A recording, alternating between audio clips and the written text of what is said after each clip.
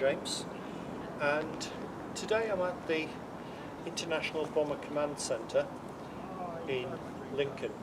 Now, it's highly appropriate in this week, which sees the 80th anniversary of Operation Chastise, the Dams raid. You can see behind me there is an art installation, I think for want of a better word, created by Standing with Giants for the 80th anniversary. Now, what this commemorates is of the 133 people who took off on the Dams raid, 53 never returned. You're talking above a 30% casualty rate. This commemorates those people with two additional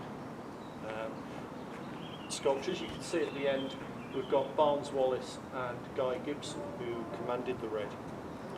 And the front row commemorates the crew of the A Flight Commander, who effectively was the second in command of the raid, aircraft ED-887, AJA.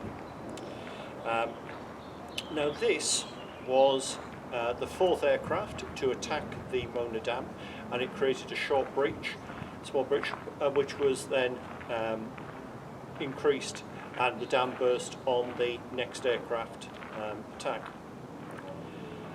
Now, that crew, once they'd actually breached that, had to go on to the Ada Dam.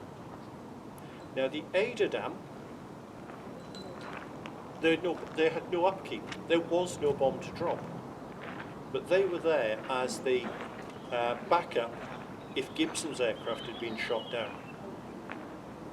So they're flying at low level through Germany with no extra bomb, just to take over command. As we know, Gibson survived that raid, dying later in the war flying a Mosquito as a Pathfinder. But what then happened was they headed home, and as they were crossing the Dutch coast, they actually flew over a German anti-aircraft battery. They were past it, but the parting shots from it hit AJA, and unfortunately it crashed into the sea, killing all the crew. Bodies were washed up over the next few days, and they were buried in Holland. And those crew members, I think, give a good insight into the raid itself. The pilot, Henry Melvin Young, American. The bomb aimer, Vincent Sanford McCausland, Canadian. Gunner, Gordon Arthur Yeo. Engineer, David Taylor Horsfall. Wireless operator, Lawrence William Nichols. Gunner, Wilfred Ibbotson. And navigator, Charles Walpole Roberts. Majority of the crew from the UK, but an American and a Canadian.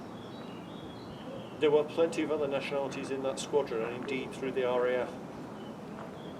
Bomber Command had 62 nationalities in it, of which over 40 were aircrew. I think that's a somehow fitting memorial. I can't help but think of the Dambusters and the final scene with Richard Todd, who, as a veteran himself, would have understood what was happening, saying to Barnes Wallis, before he goes to bed, he's got letters to write. One letter for each of those crew.